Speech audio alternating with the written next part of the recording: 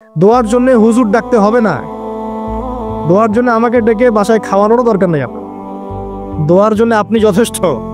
নামাজে দাঁড়ান, নামাজের সিজদায় দোয়া করেন, নফল নামাজ পড়েন, নফল নামাজের সিজদায় দোয়া করেন, নামাজে পড়ে হাত তুলে দোয়া করেন, প্রয়োজনে নামাজে সালাম ফেরানোর আগে দোয়া করেন, যে কোনো ভালো কাজ করেছেন তারপর দোয়া করেন।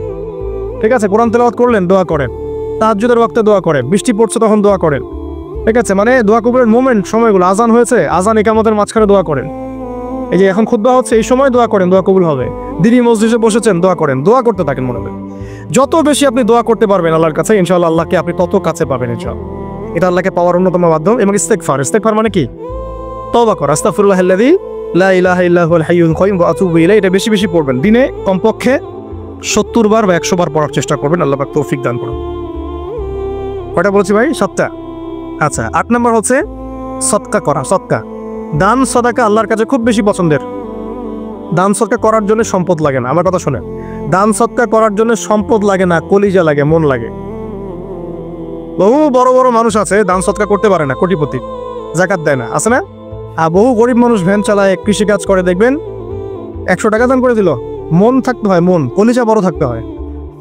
যাদের কলিজা বড়, মন বড়, তারা দান সদকা করতে পারবে ইনশাআল্লাহ। আর যার মন বড়, সেখানেই তো আল্লাহ নূর আসবে। সংক্ষিপ্ত মনে, সংকীর্ণ মন, আল্লাহ নূর কোত্থেকে আসবে? কথা বুঝতে পারে নাই? তো দান সদকা বাড়ান। আপনি 1 টাকা দান করেন, 5 টাকা দান করেন, হালাল রিজিক থেকে 1 টাকা দান করেন, সেটা আল্লাহর কাছে অনেক বেশি পছন্দের। একটা হাদিসে নবী সাল্লাল্লাহু আলাইহি ওয়াসাল্লাম বলেছেন, হালাল উপার্জন থেকে আল্লাহর বান্দারা যখন একটা খেজুরও দান করে, আল্লাহ পাক সেই একটা খেজুরকে আস্তে আস্তে বড় করতে থাকেন, বড় করতে থাকেন, বড় করতে থাকেন। এটা এক পর্যায়ে পাহাড়ের সমান হয়ে যায়। কিয়ামতের মাঠে মানুষ তার দান এবং সাদাকার যে ছায়া, এই ছায়ার নিচে অবস্থান করবে। আপনার বিপদ হয়েছে, দান সদকা করেন, বিপদ দূর হয়ে যাবে ইনশাআল্লাহ। জটিল কোনো রোগ হয়েছে, কোনো ডাক্তার ট্রিটমেন্ট করতে পারছে না, সদকা করেন, রোগ ভালো হয়ে যেতে পারে ইনশাআল্লাহ। সদকার ব্যাপক ফজিলত আছে। সাদাকা, দান সাদাকা, দোয়া, এগুলো তাকদীরের যে বিপদ আপদগুলো আছে না, ঝুলে আছে, আমাদের তাকদীরে বিপদ আছে না অনেক, এগুলোকেও সরিয়ে দিতে পারে আলহামদুলিল্লাহ। এই শক্তি আছে দোয়া এবং দান সদকার মধ্যে। আল্লাহ পাক আমাদেরকে বেশি বেশি সাদাকা করার তৌফিক দান করুন, আমিন। আর সাদাকা নফল না করতে পারলেও কমপক্ষে ফরজ যাকাতটুকু দিবেন, ফরজ যাকাতটুকু দিবেন। কারণ যাকাত, সদকা এবং ব্যবসা, এগুলো হচ্ছে ইসলামিক অর্থনীতির মূল ভিত্তি, এর সাথে কৃষিকাজ। আর দুটো বলে শেষ করে দেই। 9 নম্বর হচ্ছে আমর বিল মারুফ এবং নাহি আনিল মুনকারের কাজ করা, মানে সৎ কাজের আদেশ করা, মানুষকে অসৎ কাজে নিষেধ করা। এই কাজটা যে যত বেশি করবে, সে তত বড় ব্যবসায়ী। কারণ কি, আপনার দাওয়াতে, আপনার লেকচার শুনে, আপনার বই পড়ে, আপনার নসিহত শুনে যদি একটা মানুষও দিনের পথে ফিরে আসে, ওই একটা মানুষের সারা জীবনের যে নেক কাজ, এই সমস্ত নেক কাজের একটা অংশ আপনি পাবেন ইনশাআল্লাহ। আবার আপনি কাউকে অন্যায় থেকে বারণ করেছেন, আপনার দাওয়াত শুনে কেউ সিগারেট ছেড়ে দিয়েছে, মাদক ছেড়ে দিয়েছে, জেনা ছেড়ে দিয়েছে, পণ ছেড়ে দিয়েছে, বা হারাম সুদ ছেড়ে দিয়েছে, ওই মানুষটা এখন সারা জীবন যত ভালো কাজ করবে, এই পুরো ভালো কাজের একটা অংশ আপনি পাবেন ইনশাআল্লাহ। এর চেয়ে বড় কিন্তু কোনো ব্যবসা নাই। এই কাজটা করলে আল্লাহ পাকের রহমত নেমে আসে, আর এই কাজটা ছেড়ে দিলে আল্লাহ পাকের গজব নেমে আসবে। যখন মানুষ ন্যায়ের আদেশ এবং অন্যায়ের নিষেধ ছেড়ে দিবে, আল্লাহর গজব নেমে আসবে।